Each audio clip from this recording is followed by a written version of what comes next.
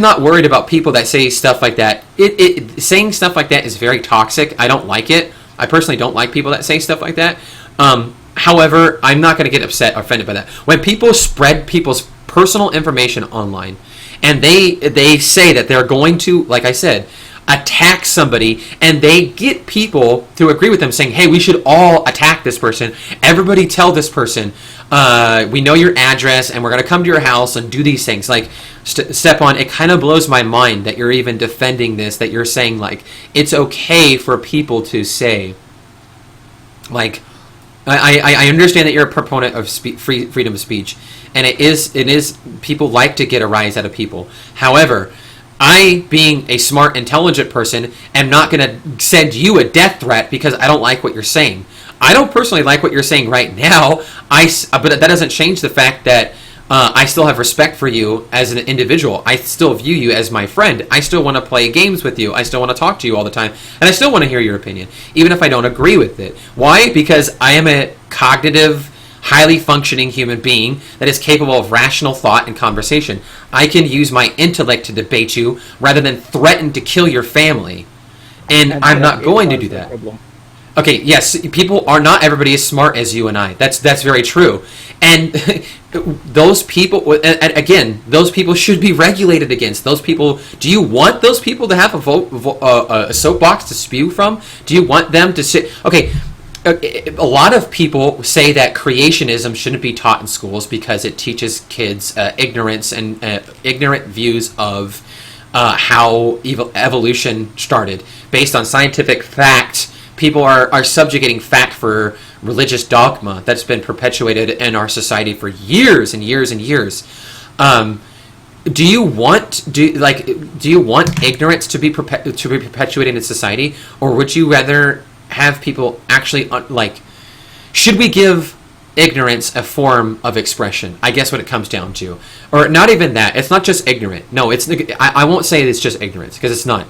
This is blatantly people, like you said, they're doing it to get a rise out of someone. They're doing things they would not normally do in normal life. Most of these people that send these death threats or whatever, like in the case of Alex, what is her name? I've read her name. I linked her article in here just a minute ago. Her name is this one, Alex. I forgot her. Maybe bring it up here.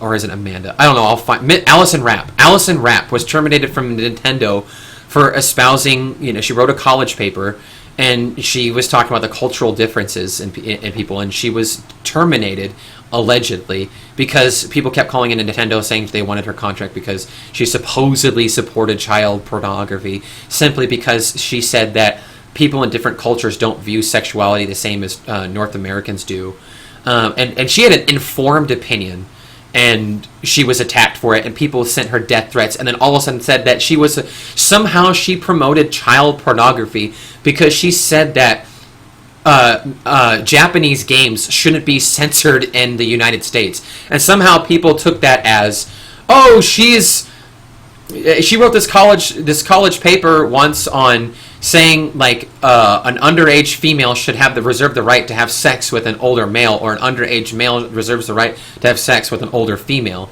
and people took that as, oh, that's pedophilia, imposing their cultural standards on her, and they got into this whole human trafficking argument. That's what I'm getting at. There has to be some repercussions for these people. Like, this woman, she lost her job over this. There are very real consequences. People are murdered. People are attacked. People are sexually assaulted. But what's the other side of the coin? What about the opposite side of the coin? Yeah, like the kid that got 25 years in jail for talking shit in LOL. I'm sure you heard that one, right? I don't remember specifically what he said. Remind me what he said. I don't remember specifics either, but that's the point. It's like he's talked some shit on the internet, bam, 25 years in jail. He didn't do anything besides talking. From what I understand, I watched a... Go ahead, Stepan. But what I'm saying is, if you just start... well, yeah, you're right about the whole... You're right about everything, pretty much. What I'm saying is... it's a slippery... It sounds like you're saying... Yeah, there you go. The slippery slope. It is, and I agree. You're totally right. What we need regulation, but how much regulation is the question? That's the question we need to be asking, and how will it be implemented? And that's why these discussions are so important. I wish, man, I wish we were on the front page, not just because we had a bunch of views, because this is a very real important issue that we need to be talking about, because it affects all of our lives. Everybody that's here participating in this right now.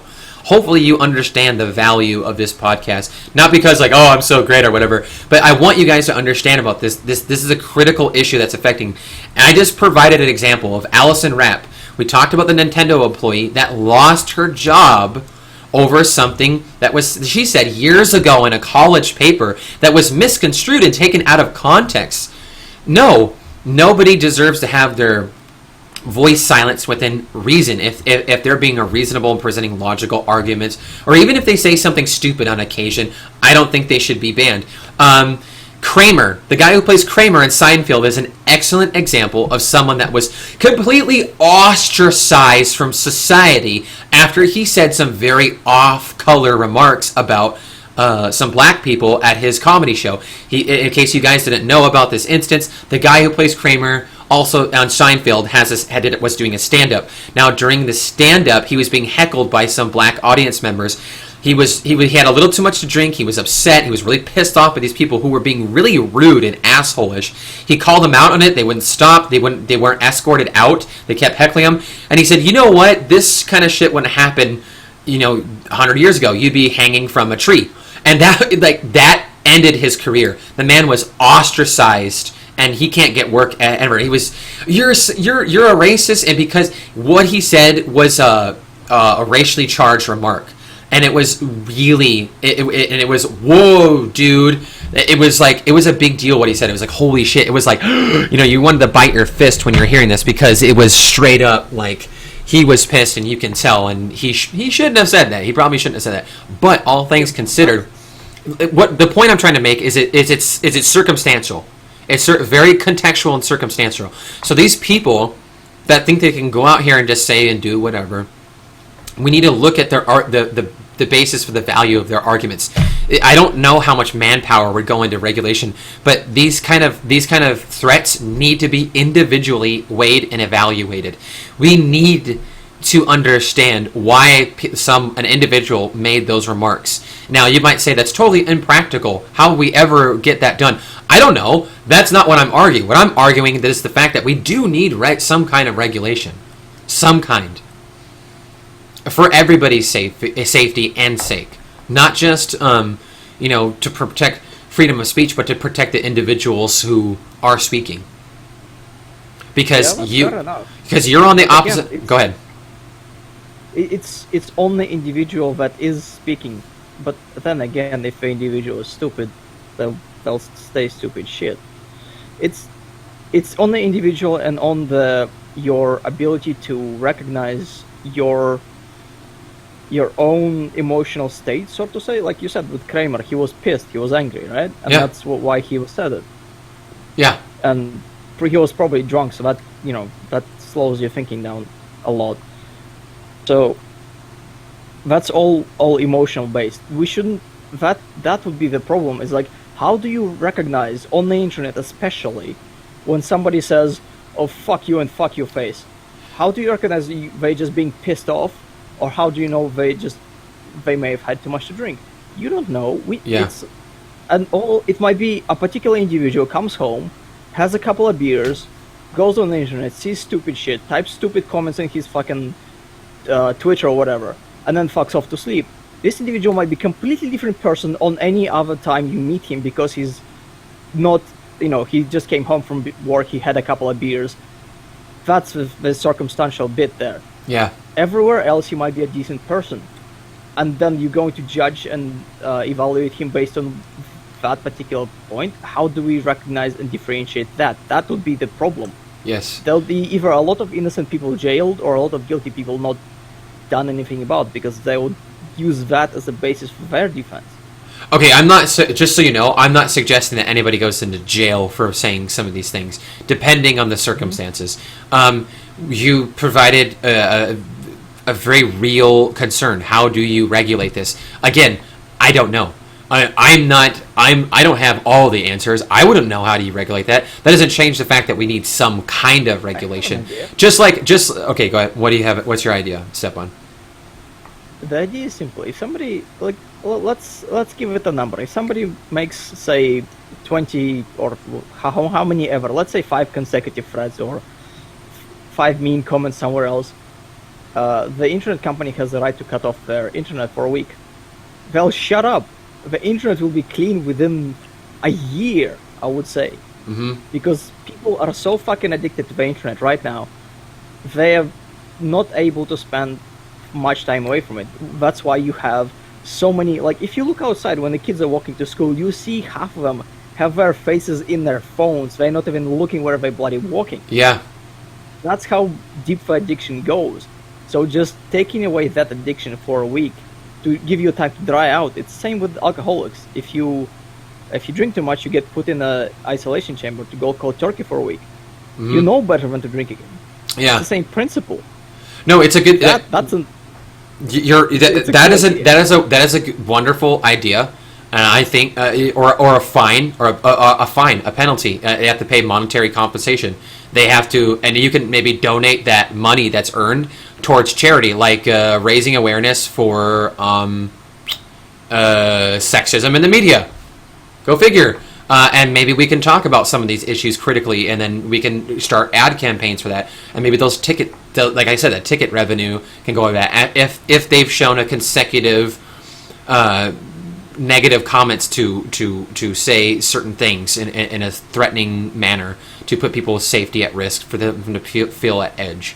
Again, it would all depend on contextual. It would require massive amounts of manpower to hunt these people down over the internet, track their comments. Although I will say this, if somebody can dox somebody, like Allison Rapp, if she can be doxed, if people can dig up information on her college essay that she wrote in college and take it out of context, then you can't tell me somebody that's not being paid to do that, somebody being paid to enforce these regulations, could fucking do their actual job while being paid and find this shit out.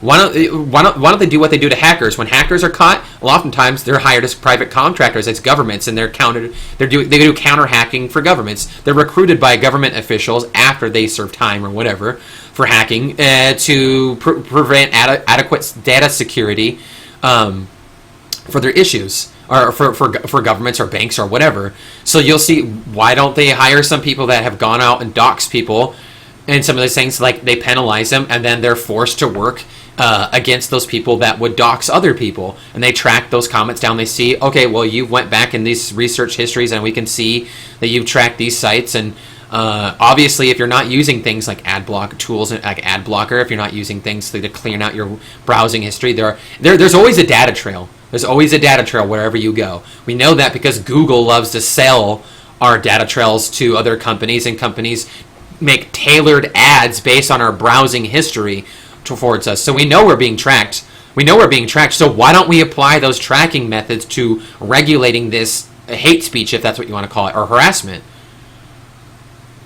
It's a neat idea, but again, the people that know these technologies, they're oftentimes better and far more well equipped by the sheer fact that they know these things, and that they had time and experience to learn these things. Okay. How the system works.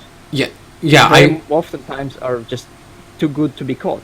Okay, I kind of disagree with some of that, because most of this stuff, if you notice, like if you ever hear like, 4chan ignited yesterday when members of Anonymous or members of Gamergate were caught, trolling Zoe Quinn, and they got on the message forums and posted her internet or her private information in there and spammed it and told everybody to copy and paste it. Okay, like I said, there are forums. There are literal forums that people have gathered of harassment. Okay, let me show you something, Stepan. I don't think you missed this part of this podcast. I showed something that showed that.